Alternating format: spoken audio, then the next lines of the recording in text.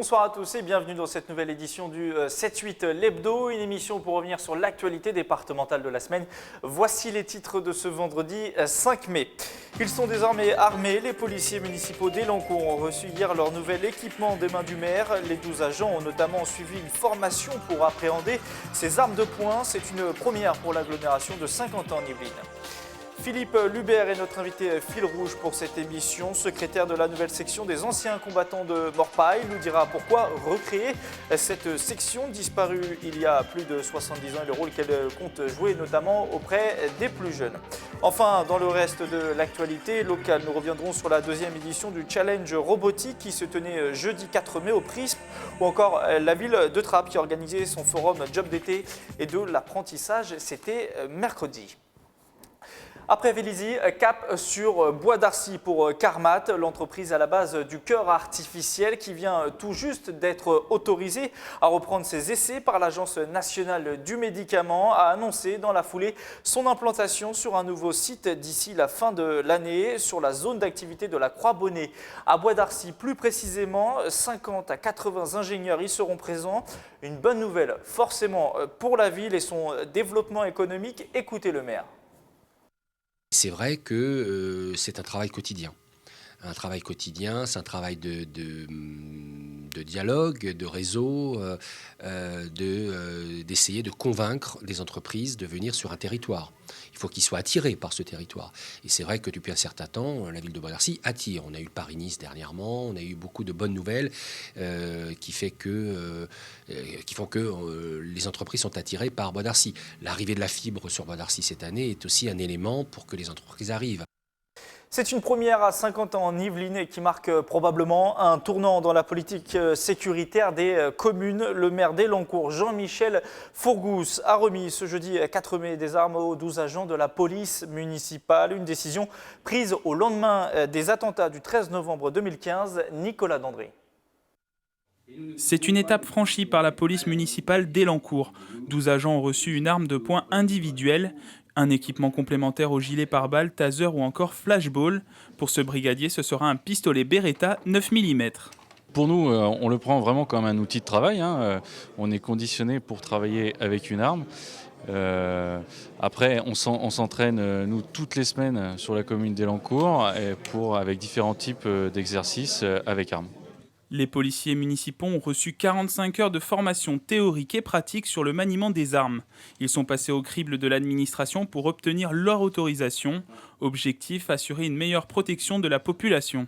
C'est vrai que s'il y a une montée brutale de tension ou un acte comme on a vu sur les Champs-Élysées ou dans d'autres circonstances, il s'agit bien sûr qu'ils puissent exercer la légitime défense, compte tenu aussi bien sûr d'un contexte qui s'est un petit peu dégradé.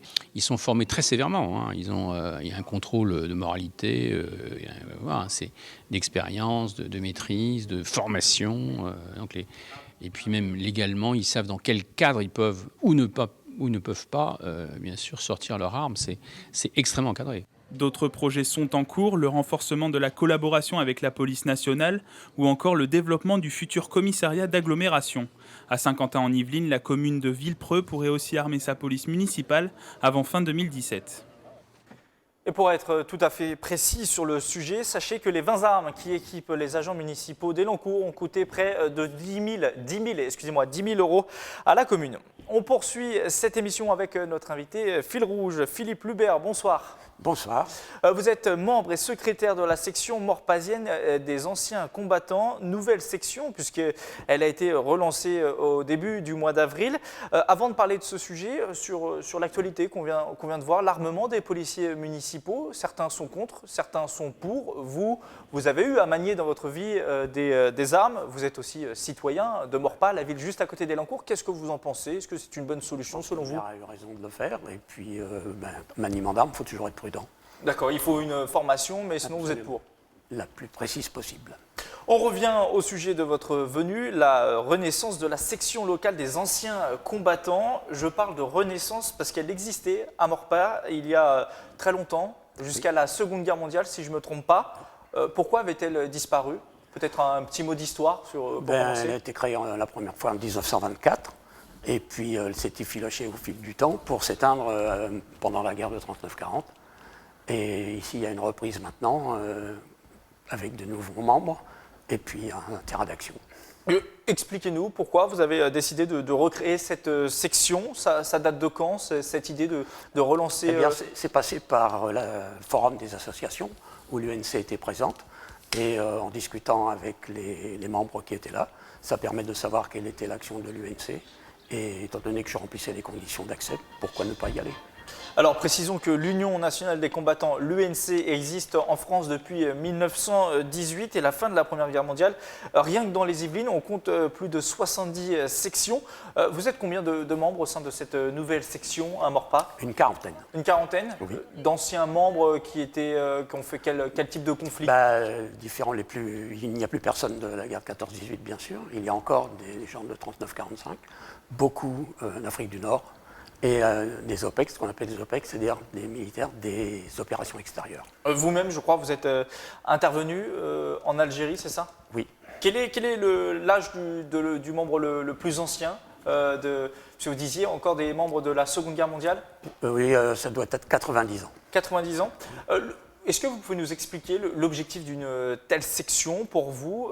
C'est quoi ? C'est retrouver peut-être d'anciens camarades ou au moins des gens qui ont vécu à peu près les mêmes expériences que vous Il y a forcément le regroupement d'anciens. Et puis il y a aussi le souci de maintenir la mémoire, le devoir de mémoire, c'est-à-dire en participant à toutes les commémorations, les cérémonies de commémoration. Ne pas oublier que des Français sont morts pour protéger notre pays et notre nation. Également intervenir auprès des jeunes pour que là aussi ils gardent la mémoire de ce qui s'est passé, de ce que leurs anciens ont fait. Justement, vous parlez des commémorations, il y en aura une le 8 mai pour la victoire contre les Alliés en 1945. Vous intervenez auprès des plus jeunes, vous le disiez, ou vous souhaitez intervenir auprès des plus jeunes peut-être, qu'est-ce que vous souhaitez mettre en place ? Intervention en classe, échange Alors, pour l'instant, il y a une intervention en classe qui a été faite par la démonstration d'un de nos anciens du département, pas par quelqu'un de Maurepas. Et les jeunes d'une classe de l'école de la Malmenonne ont préparé un poème, ont appris un chant, et ils seront présents le 8 mai, le 8 mai, et chanteront et réciteront ce poème à l'occasion. Quel est votre rapport avec les enfants aujourd'hui, les enfants de 2017, ceux qui n'ont connu que la paix, et heureusement, vous les sentez attentifs, ils sont concernés par ce que vous leur dites ? J'étais dans la classe où a eu lieu l'entretien, et on les a sentis attentifs. Quelques questions sont sorties, mais ils ont été fort sages pendant les 3/4 d'heure d'intervention. Qu'est-ce que vous dites concrètement aux enfants ? Est-ce que vous leur parlez, on va dire, peut-être pas de l'horreur de la guerre concrètement ? Vous leur parlez quoi ? C'est plutôt un message de paix un petit peu d'historique, et puis la personne qui est venue a parlé surtout de son vécu. Mais non, absolument pas d'action de combat ou de choses comme ça, quoi, hein. Simplement rappeler ce qui s'est passé, un petit peu d'événements des gouvernements et autres, quoi. Mais avec, en fond, l'idée de dire plus jamais ça ? Bien sûr, c'est choussachant, mais c'est ça. Quel regard, ça sera ma dernière question sur cette première partie d'entretien, quel regard vous portez aujourd'hui sur, sans parler de politique évidemment, mais sur les conflits actuels, que ce soit au Moyen-Orient, en Afrique ou même aux portes de l'Europe, sur l'Ukraine, où on a aussi des menaces récemment, là on parle d'international entre les États-Unis et la Corée du Nord, sans évoquer une nouvelle fois la politique, mais est-ce que vous êtes optimiste, vous, pour les générations futures ? Est-ce que, selon vous, elles vont vivre dans la paix ou elles vont connaître comme vous, des périodes de guerre ? Je pense que l'essentiel serait de maintenir cette notion de paix et d'être très attentif à ce qui peut se passer en dehors de nos frontières, mais sans oublier que nous avons besoin d'une armée et de la maintenir en forme. Très bien, merci Philippe Lubert. Restez avec nous, on passe tout de suite à l'actualité de la semaine.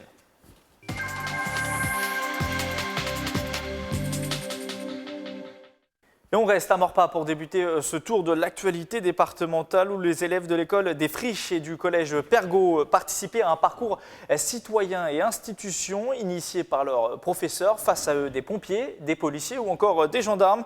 Reportage de Mélanie Poquet. Les doigts bien relevés et là vous allez comprimer 30 fois.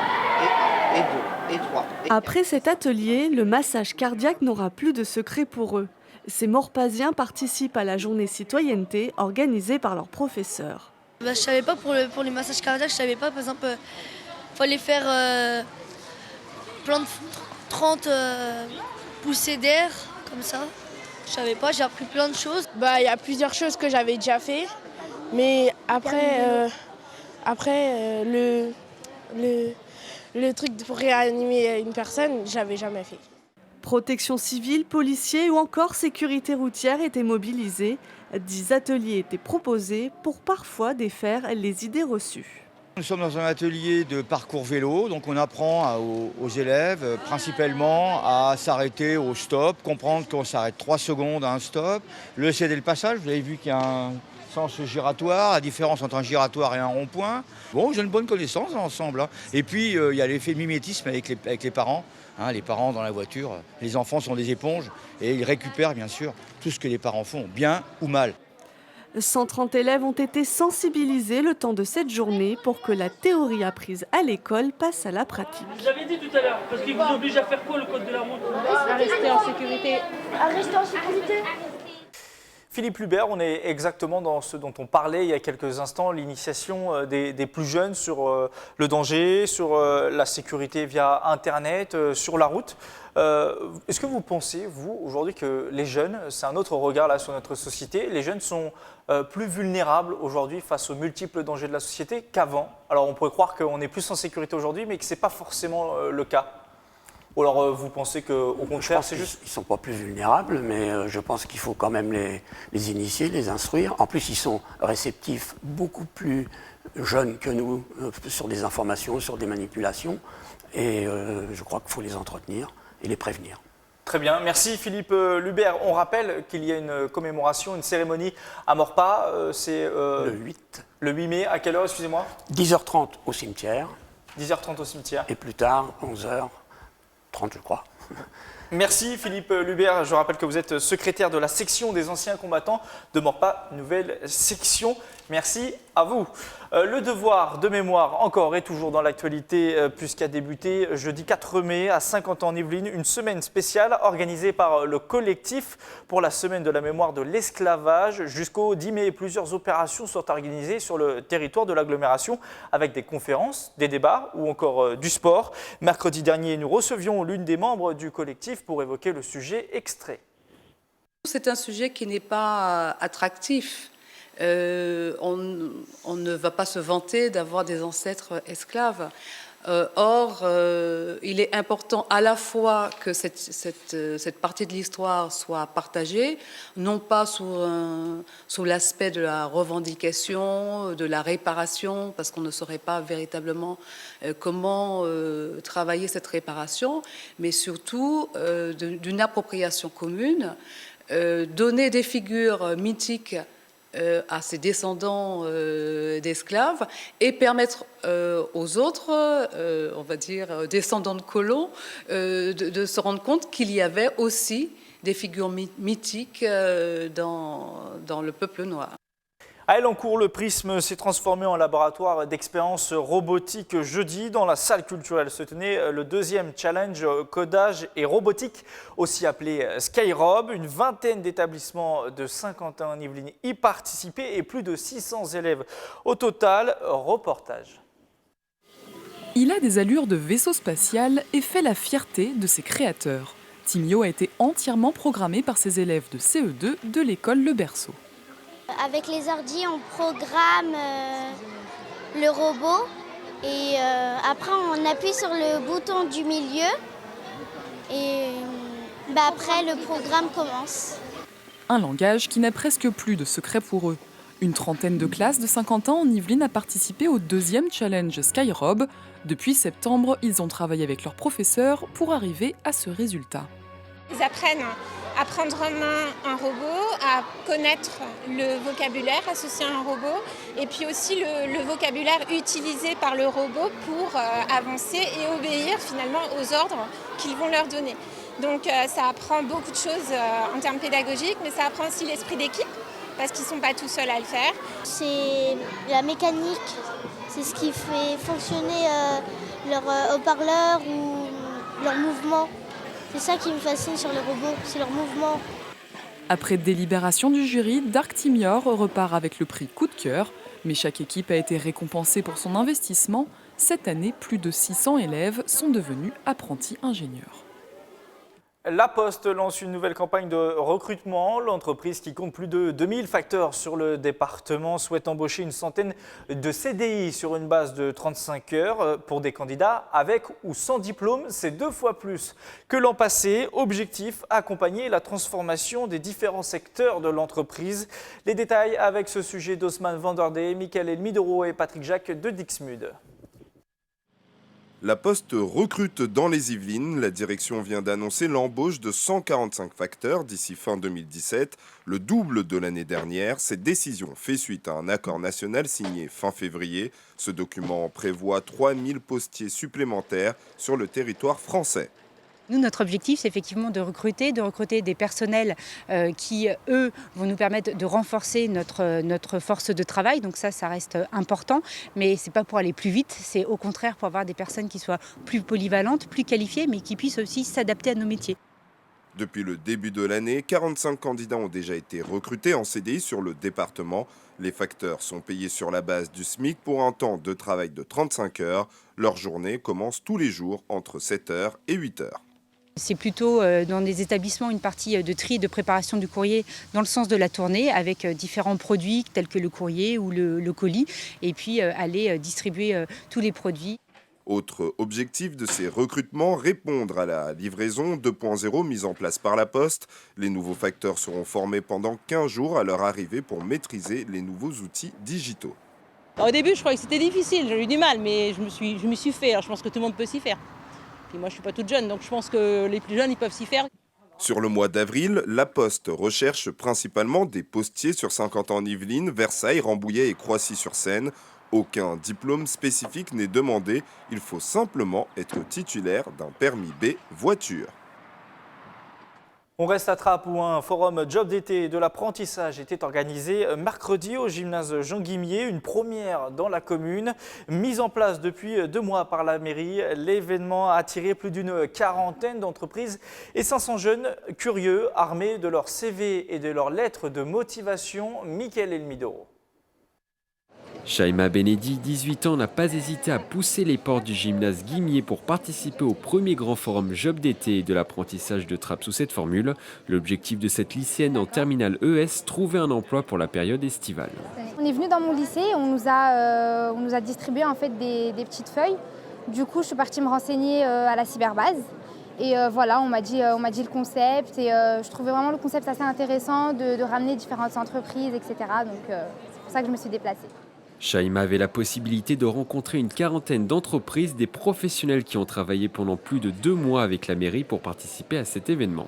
En fait, le but pour nous, ça va être de trouver notamment des stagiaires, des alternants, CDD, CDI, qui pourraient correspondre donc à nos offres. Les compétences m'importent peu. Ce que je cherche, c'est des personnalités. Après plus d'1 heure de recherche et une quinzaine de CV distribués, l'étudiante de 18 ans dresse un premier bilan. Oui. C'est un salon qui est assez intéressant parce que voilà, j'ai fait plusieurs stands qui sont assez différents. On nous parle de l'entreprise, de ce qu'ils font particulièrement, de ce qu'ils proposent comme job, etc. Donc voilà, c'est vachement intéressant. L'événement a attiré plus de 500 jeunes. Vu le succès rencontré cette année, le rendez-vous devrait être renouvelé l'année prochaine. Vous l'avez peut-être remarqué si vous avez pour habitude de passer près du quartier de la Boissière. Le secteur du stade des Peupliers à Plaisir est actuellement en travaux. Des bassins de rétention d'eau sont en construction. Ils doivent permettre d'éviter de nouvelles inondations dans la commune. Après les problèmes survenus l'an passé, les terrains avaient alors été ravagés. Michael Elmidoro et Patrick Jacques de Dixmude. Les pieds dans l'eau à Plaisir, ce sera bientôt de l'histoire ancienne après avoir subi 2 inondations en février et juin 2016 dans le quartier de la Boissière. La ville est en train de recréer des bassins de rétention d'eau au niveau des terrains des Peupliers. 6 semaines de travaux pour un coût de 179 000 €. Il y avait des bassins, mais ils vont être déplacés, agrandis et on va aussi buser de façon beaucoup plus large l'écoulement des eaux. Parce que vous savez, quand l'eau circule dans un busage trop étroit, après quand il sort, il ne peut pas se répandre. Et l'eau a besoin de place, a besoin d'un lit d'installation quand elle déborde. Et à partir de ce moment-là, il fallait absolument revoir tout l'écoulement. Il n'y avait pas que les terrains des Peupliers qui étaient dans une problématique. Il y avait également le quartier des quelques maisons qui étaient en bas, la petite zone pavillonnaire. Une fois les bassins terminés, la ville remettra à flot les terrains synthétiques submergés pendant les inondations, des équipements utilisés principalement par les scolaires et les associations sportives de la commune. Ça demandera tout l'été pour pouvoir effectivement les mettre en route à partir du mois de septembre. C'est plus d'1,2 million largement quand vous l'aménagez complètement autour. Et bien sûr, nous, on y avait ajouté en plus des vestiaires, donc ça coûte vraiment cher, mais c'est aujourd'hui ce que demandent les sportifs, donc il n'y a pas de raison qu'on ne fasse pas un accompagnement à ce niveau-là. Mais comme je vous le disais, nous sommes aidés par rapport aux assurances. En parallèle des travaux sur les terrains, la municipalité va en profiter pour créer à quelques mètres un parking supplémentaire de 72 places pour fluidifier le stationnement sur le secteur. Rendez-vous début septembre pour voir toutes ces transformations. C'est un nom qui ne vous dit sûrement pas grand-chose. Le Football Club de Phoenix, c'est une nouvelle équipe créée il y a quelques semaines, uniquement composée de réfugiés. Le FCP s'entraîne chaque samedi matin sur un terrain à Versailles. L'initiative est portée par des bénévoles avec l'idée de créer du lien entre les réfugiés et les footballeurs locaux, Stéphane Servant et Nicolas Dandry. Soudanais, Somaliens ou Afghans hébergés à Versailles ou dans les environs se retrouvent désormais chaque semaine pour une séance d'entraînement de football. Ils sont une vingtaine à s'adonner à ce sport universel à l'initiative d'une association de bénévoles, Voisins Solidaires 78. Ce collectif de bénévoles accompagne déjà les réfugiés. Ils participent avec la Croix-Rouge à des distributions de nourriture, à des sorties et un suivi administratif. Ils ont alors senti une forte demande de faire du sport ensemble, du football en particulier. C'est simplement pour pouvoir proposer une activité à nos amis réfugiés, parce qu'ils n'ont pas la possibilité de travailler. Donc il faut les divertir, leur trouver des occupations, et on pensait que le foot était une des occupations possibles. L'occasion de créer des liens entre les joueurs de différentes communautés et des habitants curieux et souvent bienveillants. Des joueurs amateurs très heureux de jouer ensemble. Je suis très heureux de jouer ici avec les autres réfugiés de différents pays. Prochaine étape, des matchs avec des équipes de foot locales. Une rencontre est déjà prévue en mai et d'autres se préparent en région parisienne grâce à la page Facebook du Football Club Phoenix. Un moyen de développer de nouveaux contacts, de trouver des bénévoles et de lancer une cagnotte pour acheter des équipements pour les joueurs. Et justement, si vous souhaitez soutenir cette initiative, vous pouvez vous rendre sur la page Facebook du Phoenix Football Club de Versailles. On referme ce journal avec un coup d'œil sur l'événement sportif du week-end, la première édition du Jumping International à Versailles. Les meilleurs cavaliers du monde sont réunis jusqu'à dimanche, dont le champion olympique français originaire du Chesnay, Kevin Stott. Au total, ce sont 130 cavaliers et 200 chevaux qui évoluent tout le week-end dans la cour de la grande écurie du Roi à Versailles. Notre journaliste Michael Midoro a rencontré cette semaine le directeur sportif de l'épreuve pour évoquer le succès populaire de cette première. Écoutez. Nous, en tant qu'organisateurs, on a mis moins d'1 an à construire ce projet. C'était trop rapide ? Non, pas trop rapide, parce qu'il fallait, une fois qu'on a dit go, il fallait le produire. Mais c'est très court, puisqu'on a aussi d'autres occupations.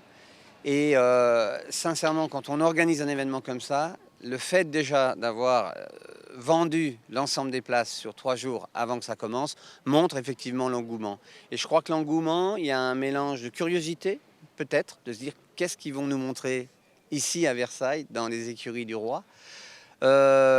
Aussi d'amener dans cette ville, dans ce lieu dédié au cheval, le lieu où nous sommes là, de ramener ce type de compétition. Et je crois que l'ensemble de tous ces paramètres, et aussi je pense pouvoir dire que les aficionados connaissent le concours que nous organisons déjà à Chantilly et savent quel type de concours, de spectacle on peut produire et ont envie de voir ce qu'on est capable de faire.